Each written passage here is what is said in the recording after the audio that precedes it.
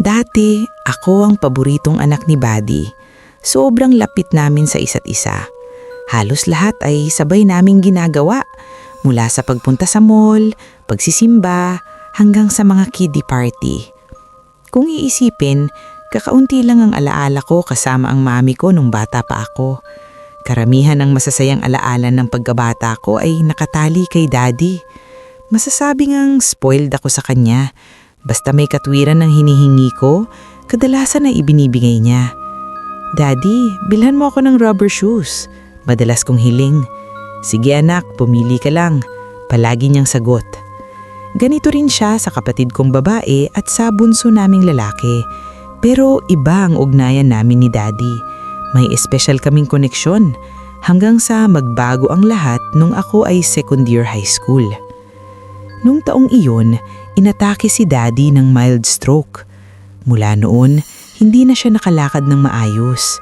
Sa simula, kumuha kami ng lalaking nurse para tumulong sa pag-aalaga sa kanya dahil matangkad at mabigat si Daddy. Ngunit dahil sa nangyari, si Mami ang napilitang maging breadwinner ng pamilya. 5 kami, sina Mami, Daddy, ate ko, bunso naming kapatid at ako.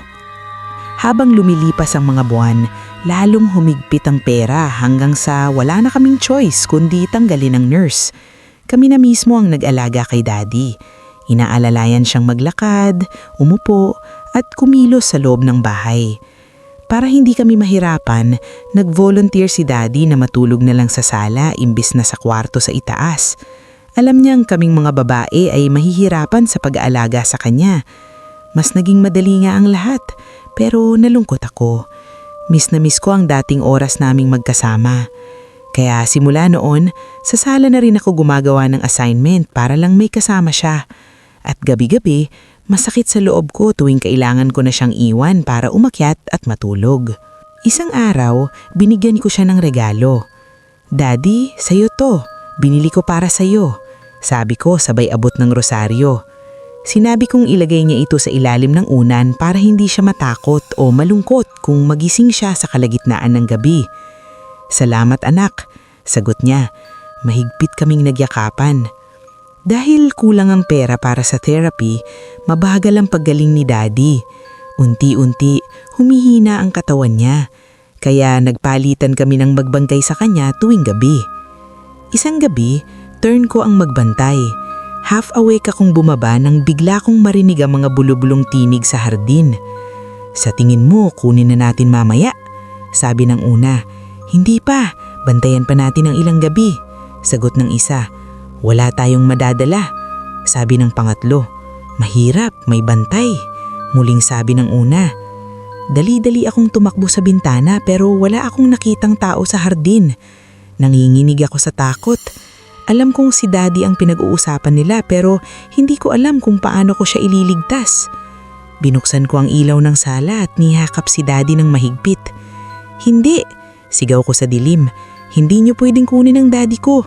Mahal na mahal namin siya. Nagising si Daddy sa sigaw ko. Oh, bakit? Ano ba yung sinisigaw mo? Nanaginip ka ba? Tanong niya. At doon, unti-unting nawala ang mga bulublong. Agad akong umakyat at ginising sina Mami, ate at bunso naming kapatid. Ikinuwento ko ang lahat. Natakot din sila. Baka mga demonyo yun, naninginig na sabi ng kapatid ko.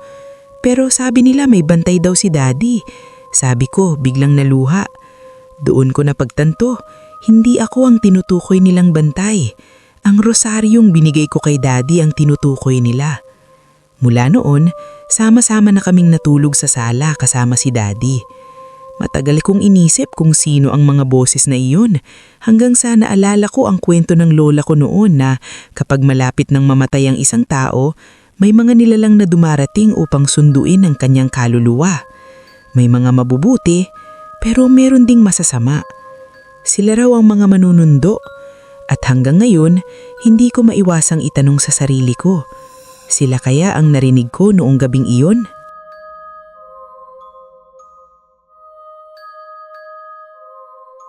Kung may pakiramdam kang may nanonood sa'yo habang pinapakinggan mo ito, baka hindi lang imahinasyon ang dahilan.